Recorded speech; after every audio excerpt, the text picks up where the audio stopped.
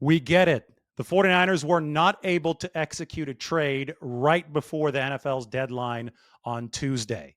But it's time to have a grown-up discussion about this instead of thinking in video game terms, because this is not Madden. First things first, the 49ers actually did make 4 trades, which is a lot over the course of this 2025 cycle. First, Bryce Huff came over from Philadelphia, and the Eagles are paying over half his salary. Then the 49ers traded with the Kansas City Chiefs for Sky Moore.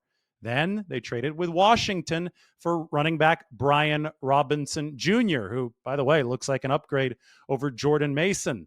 And then they traded for Keon White. That happened just about a week before the trade deadline, and it happened in conjunction with a re-signing of Clelin Ferrell. So it is also disingenuous to suggest that the 49ers have not tried to improve their pass rush, because over the course of the past week, they've added 2 names who already contributed for them against the New York Giants. It is just imperative to view this through a big picture lens. 5 things right now are true for the 49ers that are very rarely true simultaneously. 1, they've got mass injuries. 2, they're 6-3, and that is, especially considering those mass injuries, a case of sheer overperformance. 3, the 49ers are chasing 2 of the NFL's best teams in their own division. Yes, the Seattle Seahawks rank number 1 in defense adjusted value over average in the whole league, and the Rams are not far behind them at number 3. The only 2 teams in the entire NFL, in fact, top 5 in both offense and defense DVOA, are the Seahawks and the Rams, and the 49ers get a quick look at the Rams this weekend. We'll see how they stack up against one of the NFL's best. Also, point 4, the 49ers have a salary capped out core. And point 5, they're in year 1 of a 3-year long-term build. Given all 5 of those parameters, the fact that they're all true right now at once, because that's just wild to see those simultaneously true, high-value trades were an essential necessity for the 49ers. I thought that they might be able to get 2 high-value defensive line trades done ahead of the NFL deadline. They ended up getting only 1 done.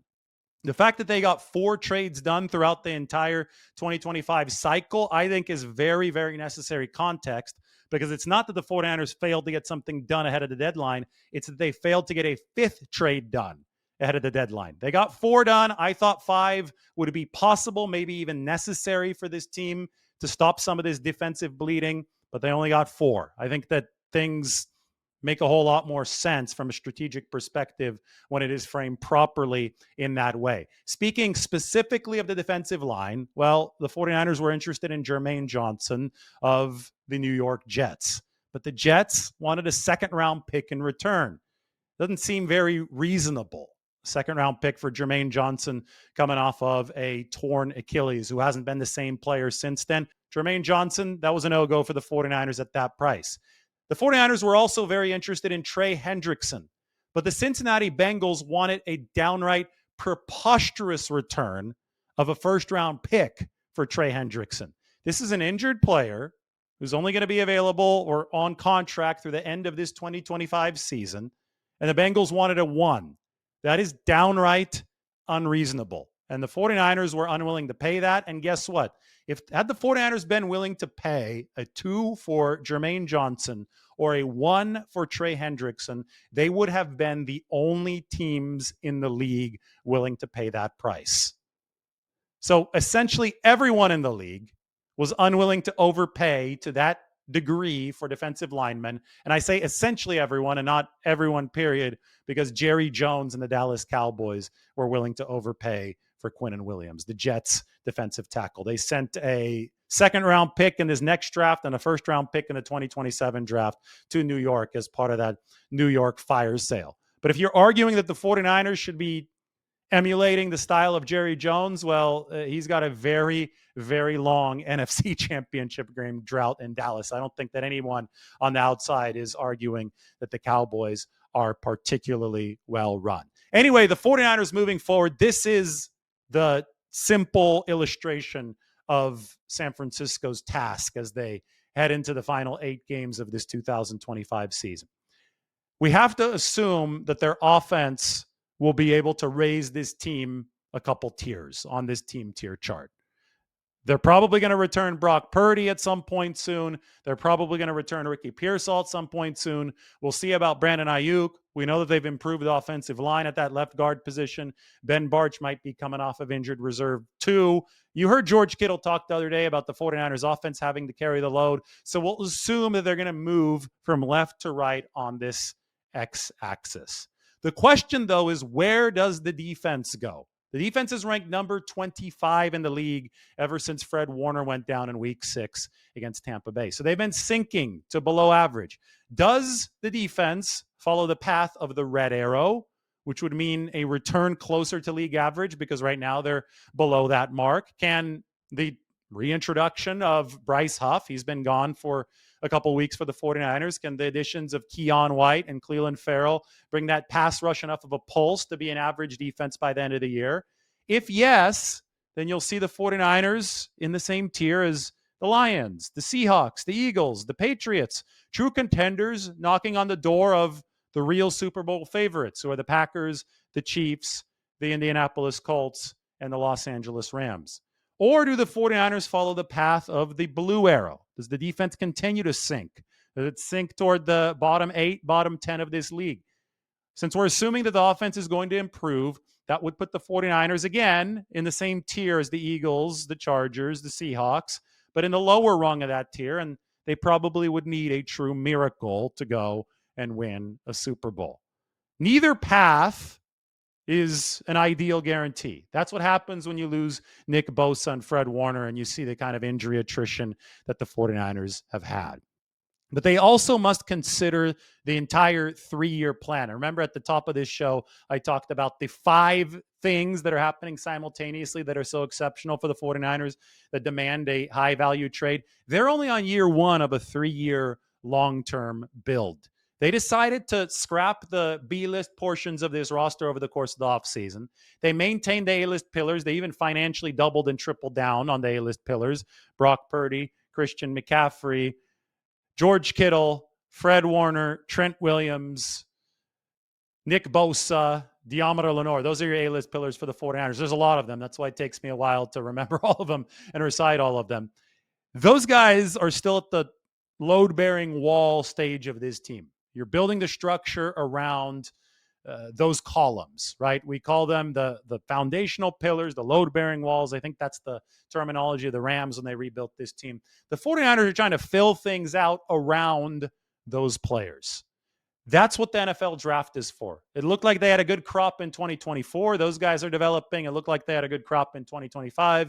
A lot of those guys are playing this year. They have wanted to maintain as many picks as possible, despite all the trades they already made, the 4 trades they already made in 2025 for the 2026 draft. And they would like to maintain as many picks for the 2027 draft as they get younger, faster, and hungrier. One telltale indicator that the 49ers strategy is working is the improvement of their run defense here in 2025. They were number 29 as a run defense with that aging roster in 2024. They are up to number 6 as a run defense here in 2025. So they have to stay that course. That is the foundation of this football team. If your run defense is not good, everything else will plummet behind it. The foundation is there, but the 3-year window is still in its infancy. In year 2, the 49ers hope to return Nick Bosa. They hope to return Fred Warner. Mykel Williams, who just tore his ACL, should be back at some point for the 49ers as well. They'll also have a new draft crop in, and that's when this team, I think, will be at its strongest in terms of the 3-year window, because theoretically, they'll still have Christian McCaffrey and company in their primes. Hopefully, Brock Purdy beyond his turf toe.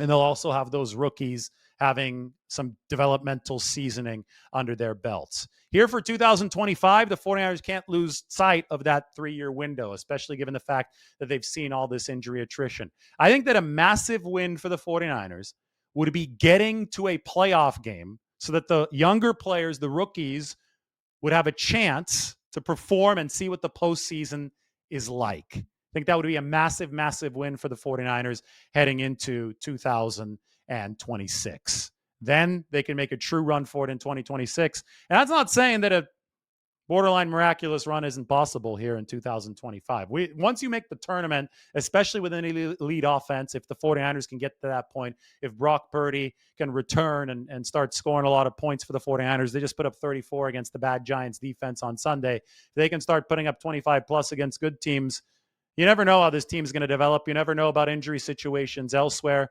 There just wasn't anything out there that was feasible for the 49ers right ahead of this trade deadline to pursue that would do the job for them to turn them into one of the truly upper tier competitors in 2025. Therefore, we can go back to the old business way of thinking about things. We can go back to business 101. Sometimes you want to make a deal, but a good deal is not there to be made. This year, when we zoom further out, 4 good deals were there to be made for the 49ers. They made those 4 trades over 2025. But here at the deadline, nothing was quite appetizing enough for a team that is trying to thread a needle, that is trying to satisfy multiple different conditions. And those, I mean, when you look at the 5 things that are true for right now for San Francisco, it is truly an exceptional perfect storm. But part of that exceptional perfect storm is that they get to play an extremely important game against the Rams on Sunday. They are 3.5-point underdogs. The Rams are really good. The Rams might be the best offense-defense combination in the league. Funny enough, special teams is a weakness for the Rams. They rank number 21 in EPA. Maybe the 49ers can take it to LA in that third phase of the game. They're going to be healthier than when they upset the Rams in week 5 of this season. But that's what we need to focus on right now. The 49ers did make some additions last week. They could still probably make some additions via the waiver wire over the rest of this season. We'll see if any other veterans are released.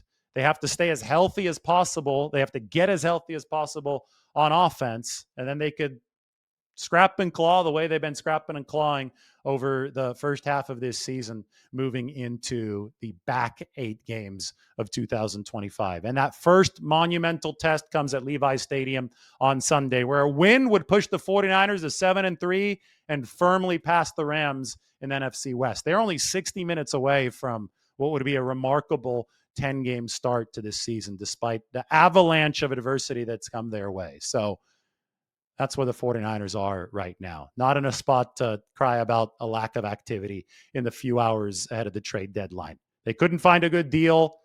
That's all up for debate, right? Whether or not the 49ers should have overextended themselves. But the truth of the matter is that it's all a reasonable course of action for San Francisco as they move forward with draft picks still in their pocket and 2025 prospects still looking hopeful.